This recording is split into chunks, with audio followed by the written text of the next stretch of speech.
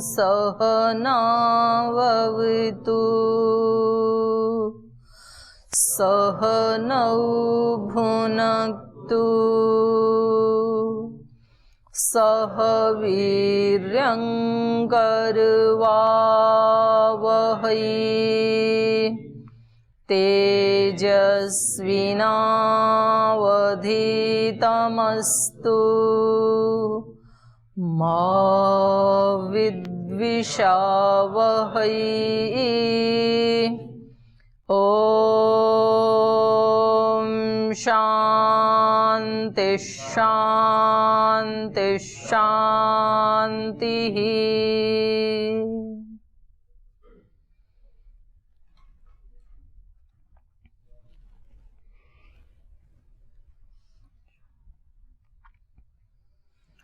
गीता के 7वें अध्याय में हम भक्त कितनी प्रकार के हैं ये पढ़ रहे थे। तो कितनी प्रकार के भक्त होते हैं?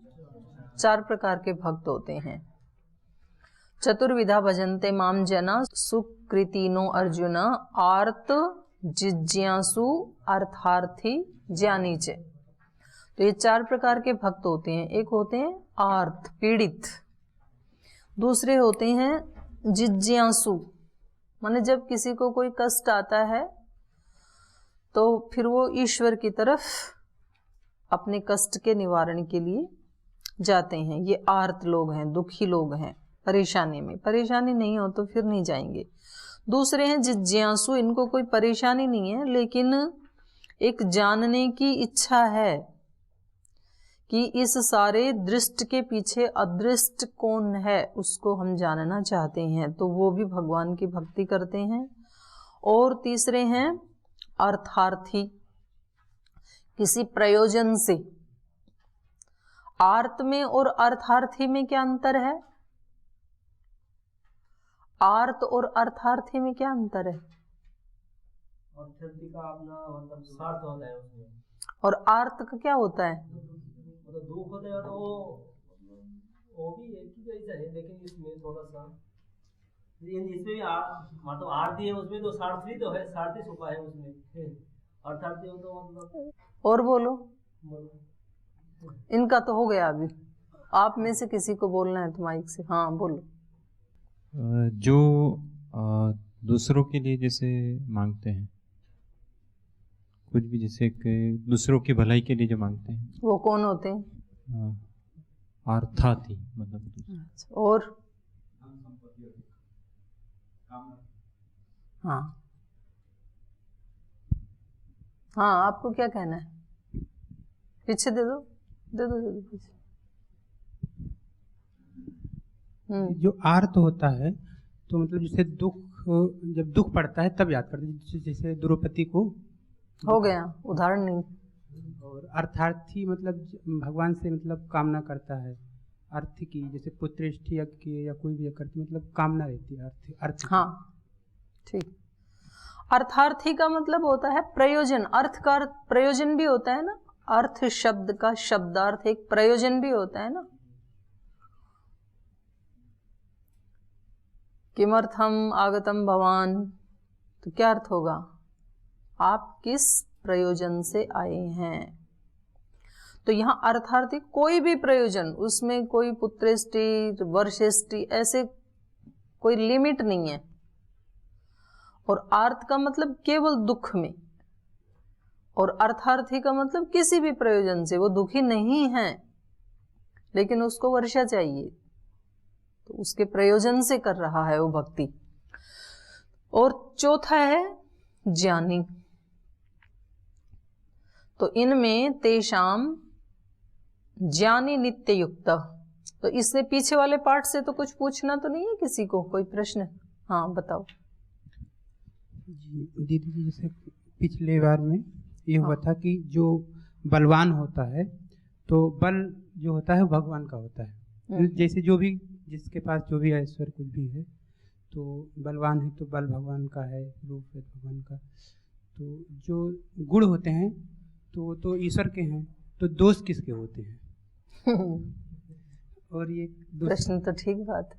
दूसरा ये है दीदी जी कि जैसे जो भक्त होता है तो हर जगह ईश्वर को ही देखता है, ईश्वर के मतलब अलावा कुछ नहीं देखता है। तो जैसे जड़ वस्तु है तो उसमें तो चलो मानते ही ईश्वर है, जड़ में? हाँ हाँ। ईश्वर देख लेगा। लेकिन जो और जीव, चेतन में नहीं मानते? जैसे जीव है तो जीव तो स्वयं से उत्पन्न है। जीव तो ईश्वर नहीं हो सकता ना, तो जीव को कैसे ईश्वर मानेंगे? और जड़ स्वयं से उत्पन्न होता है? जड़, आपने कहा जीव तो स्वयं से उत्पन्न हो जाता है, तो उसको तो कैसे ईश्वर माने? और जड़? जड़ में ईश्वर है तो मान सकते हैं कैसे? कि व्यापक है। जैसे कोई नहीं, व्यापक है तो जड़ में ही व्यापक क्यों, चेतन में क्यों नहीं है? व्यापक का अर्थ ये कैसे लगाया आपने कि जड़ में ही होता है? जीव कभी ईश्वर नहीं हो सकता, ऐसा मान। जब जीव ईश्वर नहीं हो सकता जीव होके, तो जड़ कैसे ईश्वर हो सकता है फिर? ये तो और उल्टी पहेली। जीव में तो फिर भी संभावना है, कोई एक गुण तो मिल रहा है, जड़ कैसे हो सकता? आपने कहा जड़ में तो हम मान लेंगे, जड़ में तो है ही ईश्वर। तो जब जड़ में ईश्वर है तो आप चेतन में मानने में क्या दिक्कत हो रही? फिर आप ये भी कह रहे हो कि वो व्यापक है, इसलिए व्यापक है तो जड़ में है तो चेतन में भी होना चाहिए। तो जीव को कैसे मानेंगे कि परमात्मा है? जीव जड़ को कैसे माना, पहले वो बताओ। जड़ को कैसे माना आपने ईश्वर है? ये पुस्तक है, इसको कैसे ईश्वर मान लिया आपने? जड़ में ईश्वर है, जड़ वस्तु के अंदर है, मतलब कैसे? वही तो मैं पूछ रही हूँ आपसे। ये जड़ वस्तु है, ये पुस्तक, आप कह रहे हो इसमें ईश्वर है, कैसे? बताओ मेरे को जरा। सर्वव्यापक है इसलिए। आप जरा इसको प्रूव करो कि इस पुस्तक में भी ईश्वर है। करो। बीए फर्स्ट में हो ना आप तो? हाँ तो ठीक है, दर्शन के विद्यार्थी हो तो करना आना ही चाहिए आपको। तो चलो कोई भी करो, पुस्तक में ईश्वर है ये कैसे प्रूव करेंगे? और ये मतलब साइंटिफिकली प्रूव करना है, कथा नहीं सुनानी है मेरे को। ओम दीदी, मतलब विज्ञान की ये भी मानना है कि प्रत्येक जड़ में इलेक्ट्रॉन प्रोटॉन न्यूट्रॉन है। वो इसमें दिखाओ मेरे को, कुछ नहीं इलेक्ट्रॉन प्रोटॉन न्यूट्रॉन नहीं दिख ये तो रहा है। आँख से थोड़ी देखने वाला है, तो ईश्वर बोले आँख से दिखाओ, कैसे दिखाए? तो आप बिना आँख के दिखा दो, हम आँख बंद कर लेंगे। अंतकरण शुद्ध होगा तो अपने आप मिलेगा। अंतःकरण आप शुद्ध कर दो। जिसको करना है खुद को ही करना है, दूसरा नहीं कर सकता है ना। तो आपका कैसे हुआ वो बता दो। तो आपको दिख रहा है तो हमें भी दिखना चाहिए। ऐसी क्या बात है कि भाई आप शुद्ध कर सकते हो, हम नहीं कर सकते? हर जीवात्मा ही कर सकते हैं ना, ये मतलब अपना एक प्रयास होना चाहिए, मेरे को ईश्वर को प्राप्ति करना है। प्यास तो है, देखना चाह रहे हैं इसमें ईश्वर। प्यास है तब तो आपके पास आई हैं कि जरा दिखाओ।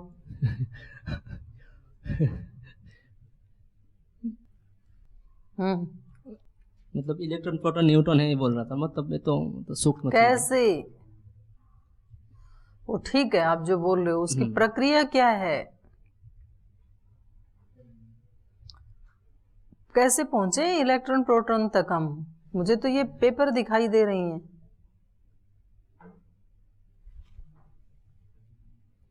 क्योंकि ये मैंने बता रखा है, इधर आप लोगों को बता रखा है, दर्शन वाली बहनों को।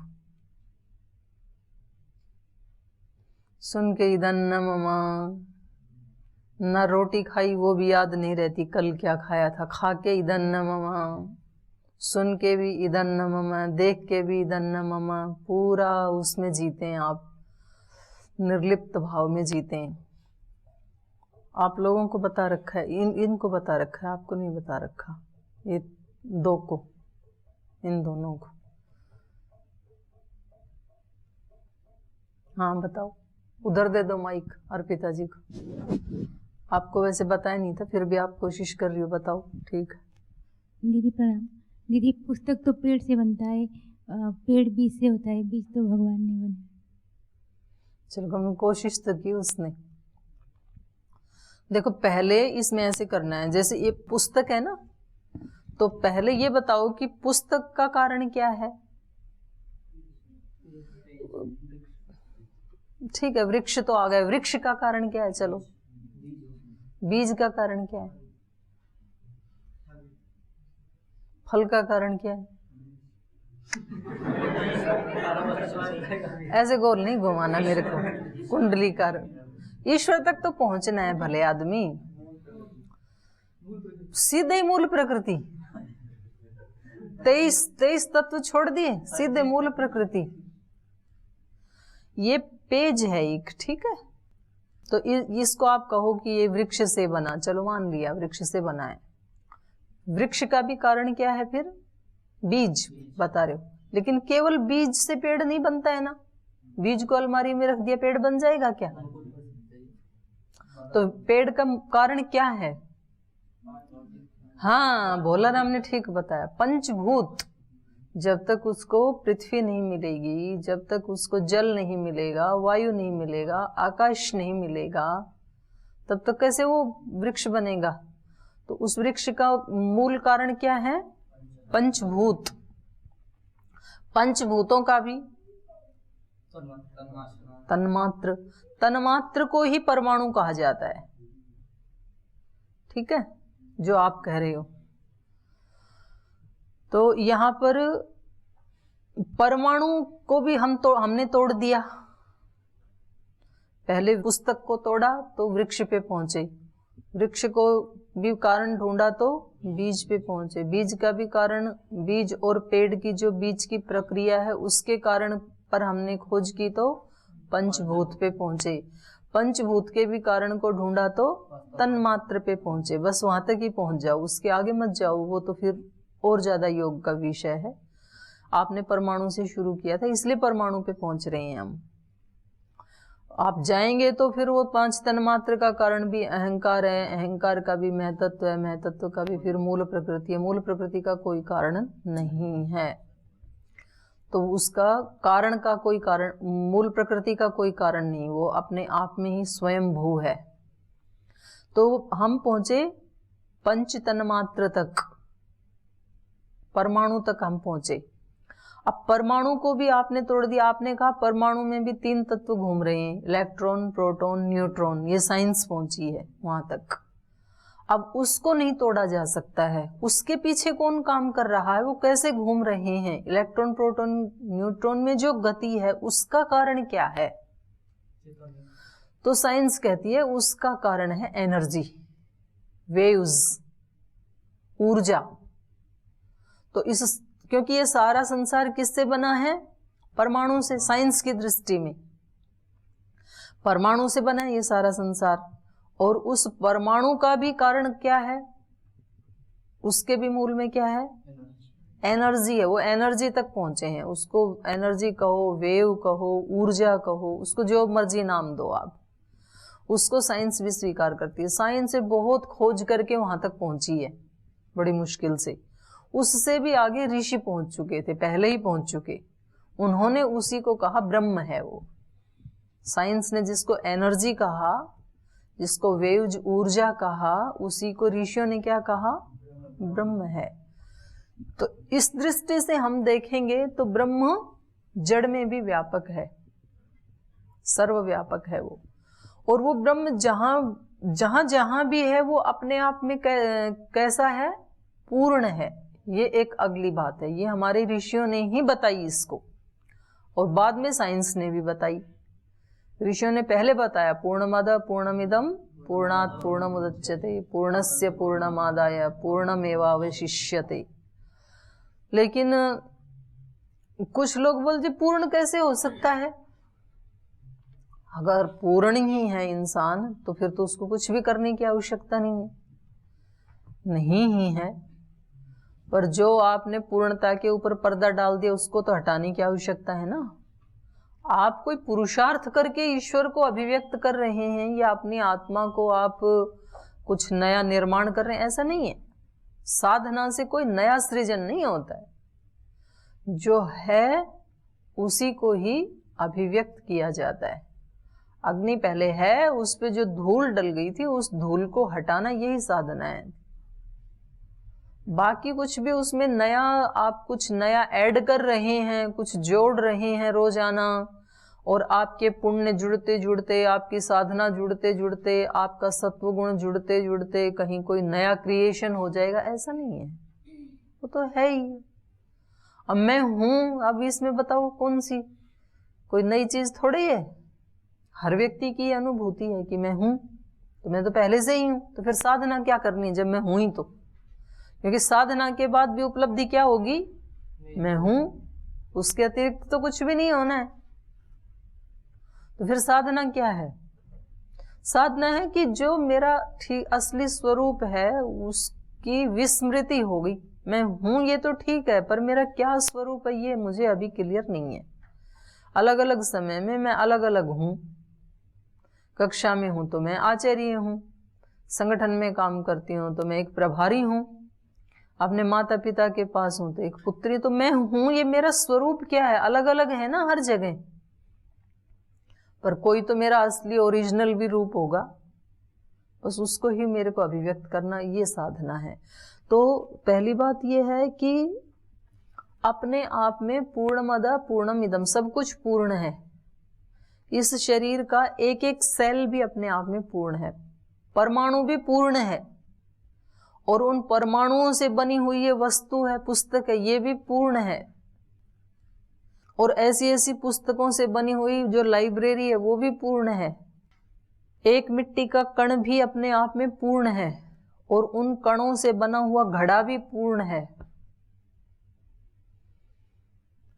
एक परमाणु अपने आप में पूर्ण है, और उन परमाणुओं से बना हुआ ये सारा शरीर परमाणुओं से तो बना है, ये शरीर भी अपने आप में पूर्ण है। इसलिए साइंस कहती है एक सेल से आप पूरी बॉडी बना सकते हैं, शरीर का कोई एक सेल लेकर के, वहां तक तो साइंस पहुंच गई है। तो एक सेल भी अपने आप में पूर्ण है, फिर उन सेल्स को मिला करके जो ये शरीर बना, ये शरीर भी अपने आप में पूर्ण है, और इन शरीरों को मिला करके जो एक संस्था बनी वो गुरुकुल भी अपने आप में पूर्ण है।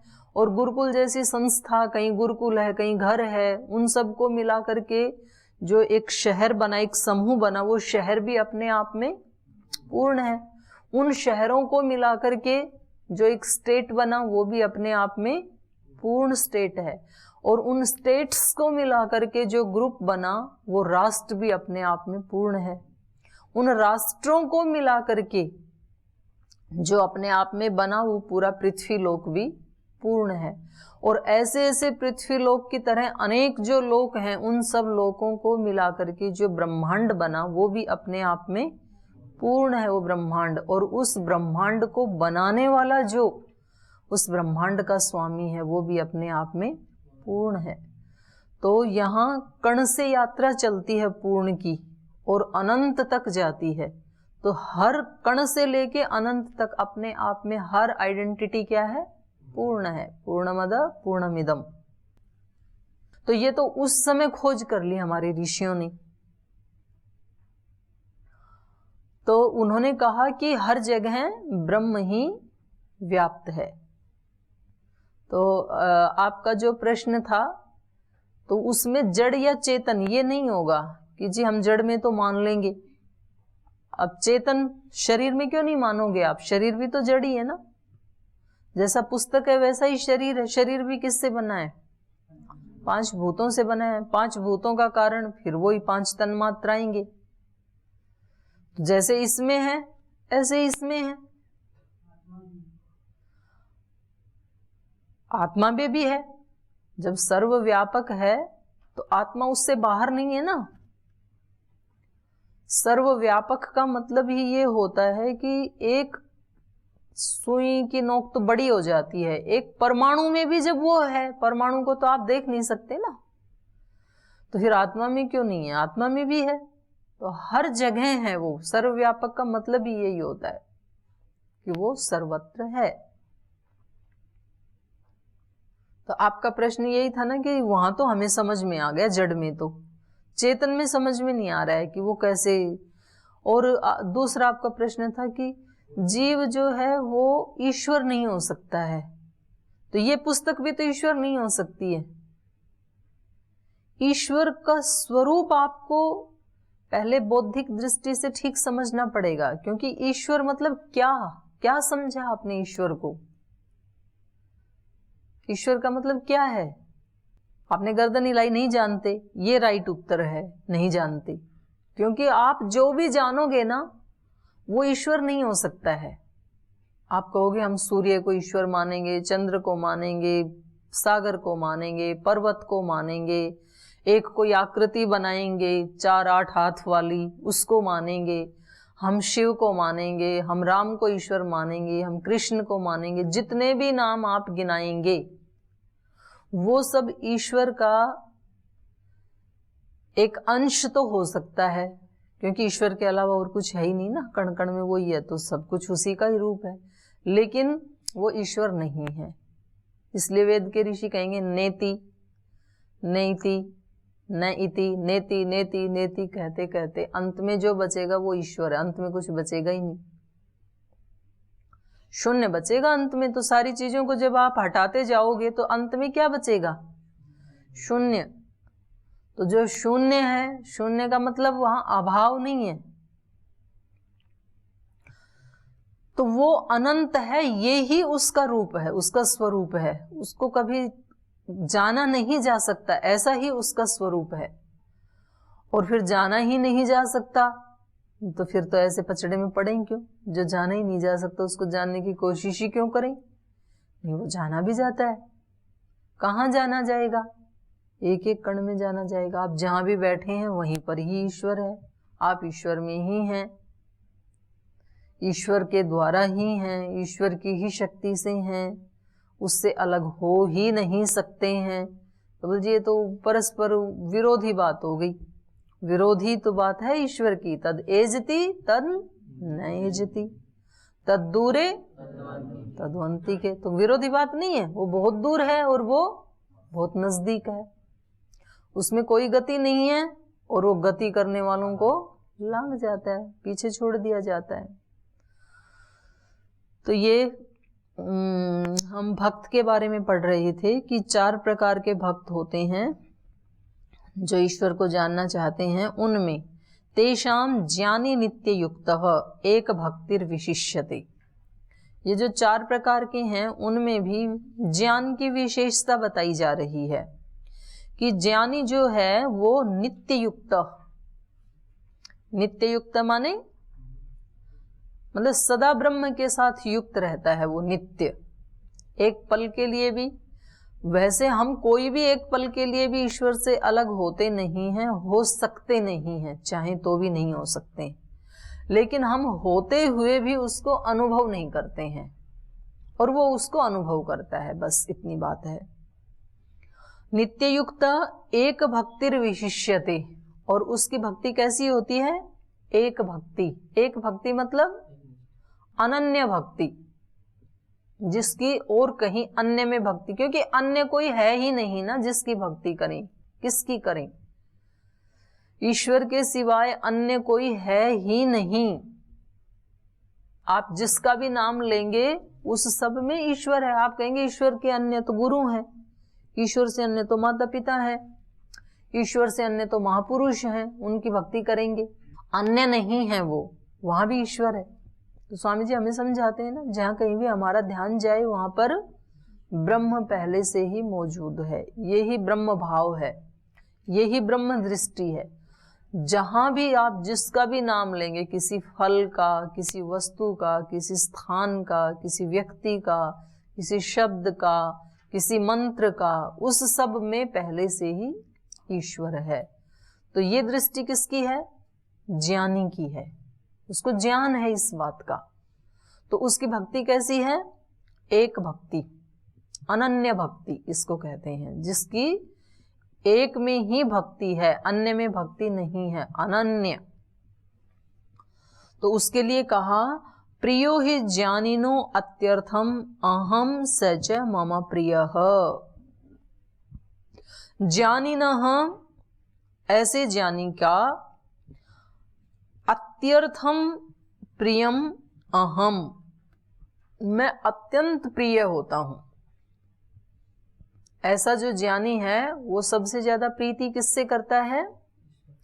मुझसे करता है, क्योंकि उसको क्या लगता है कि उसके अलावा, ईश्वर के अलावा, ब्रह्म के अलावा और कुछ है ही नहीं, तो प्रीति करने के लिए दूसरा कोई बचा ही नहीं, दूसरा कोई बचा ही नहीं। तो ये कैसे बच गया ज्ञानी? फिर इसने अपने आप को ईश्वर से अलग कैसे किया? तो ये भी एक भाव है, क्योंकि वास्तव में जब मैं सब जगह ब्रह्म को देख रहा हूं तो मैं उससे अलग कैसे हो सकता हूं? एक बूंद सारे सागर को यदि अलग देखे तो बूंद भी तो उसी का पार्ट है ना। तो मैं उसको अलग देखने के लिए मैं अलग कैसे हो सकता हूं? मैं भी वही हूं। तो ये स्थिति क्या है? अहम ब्रह्मास्मि। ये केवल अपने आनंद के लिए दो पार्ट बना रखे हैं भक्त ने। वास्तव में जो ज्ञानी है उसके लिए फिर दो भी नहीं रहेगा, फिर वो क्या हो जाएगा? अद्वैत। अद्वैत में ब्रह्म के अलावा कुछ भी नहीं है, फिर वही है। लेकिन क्योंकि उसमें फिर उसको कुछ आनंद ही नहीं आएगा, तो इसलिए उसने अपनी खुशी के लिए दो पार्ट बना रखे हैं। जैसे हम अपने मन के दो पार्ट बनाते हैं ना, जैसे मैं आपको कहूं अभी कि सीधे बैठो, बैठो सीधे बैठो। जय शंकर जी, जागो नींद से। और अब मैं कहूं कि आप एक क्षण के लिए अपने मन को देखो, आपके मन में क्या विचार चल रहा है। देखना जरा, आंखें हल्की बंद करके देखो क्या चल रहा है। देखो क्या चल रहा है इस समय।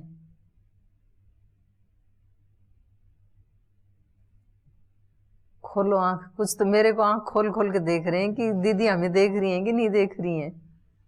मैंने कहा अपने विचार को देखो, तो पता लगा क्या चल रहा था? पता चल गया ना? नहीं चला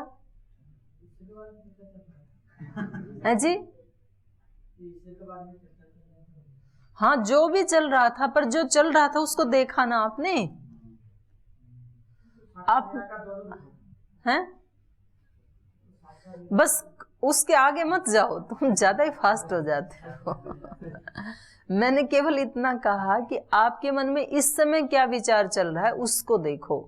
तो देखा ना सबने? तो जो भी देखा, जो चल रहा था वो देखा आपने।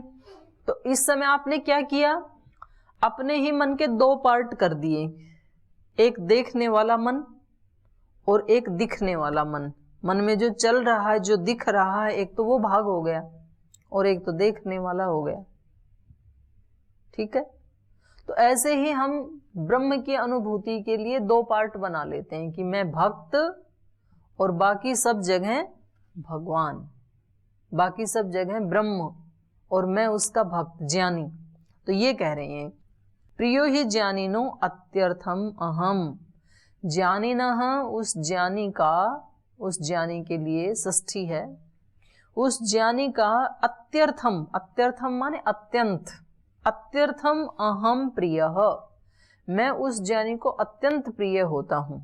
और सच मम प्रिय, और ऐसा ज्ञानी मुझे भी बहुत प्रिय लगता है। तो इसमें ज्ञान की विशेषता बताई चारों प्रकार के भक्तों में। विशेषता का मतलब है बुरे नहीं हैं, बाकी के जो तीन प्रकार के भक्त हैं वो भी अच्छे हैं।